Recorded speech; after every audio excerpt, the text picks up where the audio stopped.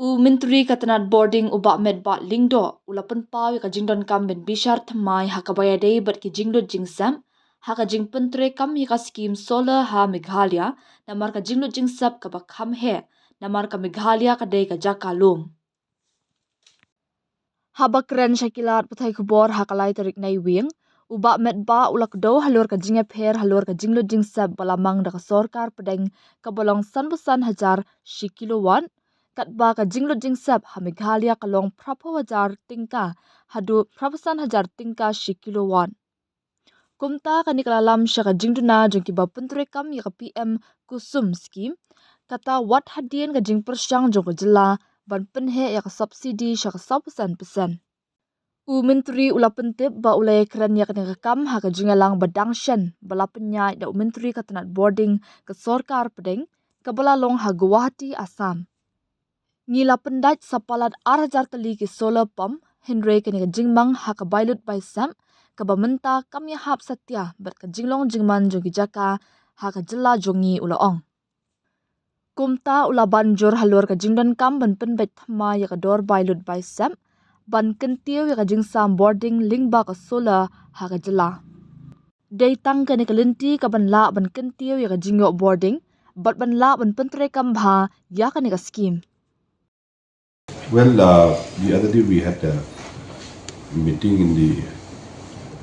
in Guwahati where the Honorable Minister, Union Minister was also present, and where it was discussed at length with regards to the implementation of the solar schemes, which was one is the PM Surya Ghar Yojana and the other one is the PM Kusum. And while in the PM Kusum schemes, they have Government of India has structured 50% of the subsidy on the installation of these solar pumps, which is given by the central government.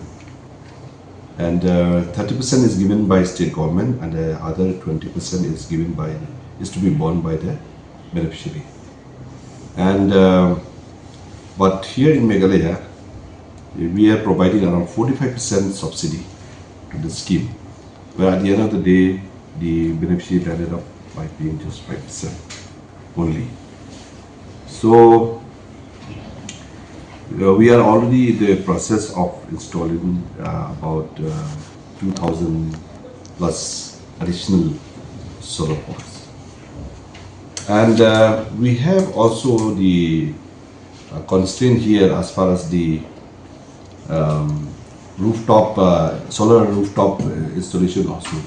And in fact, this is one of the issues which I have raised before the Union Minister, is with regards to the benchmark for the cost for every 1 kilowatt.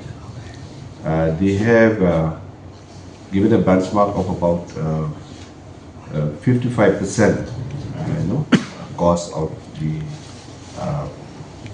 installation of each solar rooftop.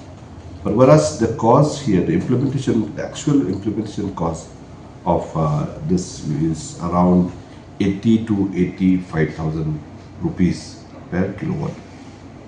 The reason is because in the plain, well, it can be done perhaps in around 55 or 60,000, but here being the hilly terrain area, so it will not be possible. So with this less contribution or the less benchmark cost which was given by the Government of India, by the ministry, this has not encouraged really or convinced the beneficiary to come forward for to avail or to benefit from this schemes which they have already introduced. But however, I think this is one of the very good schemes the Government of India has introduced through the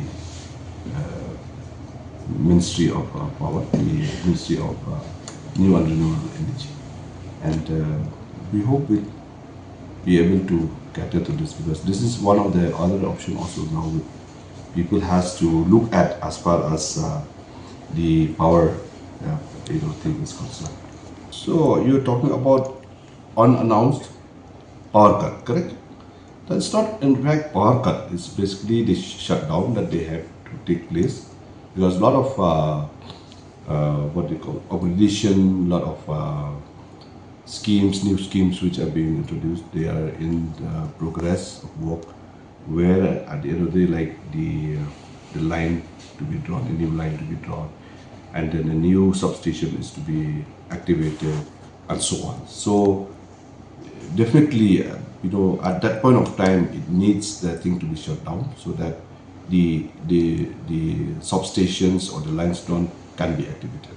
But is there any mechanism? They do inform, in fact, locally, wherever those areas or those places are being affected, they are very much coordinating, informing their local headmen, Sardar, and so on. They are informed about it. So, I have taken up this case very seriously, but I am aware very much that it's because of those upgradation and replacing of lines and substations.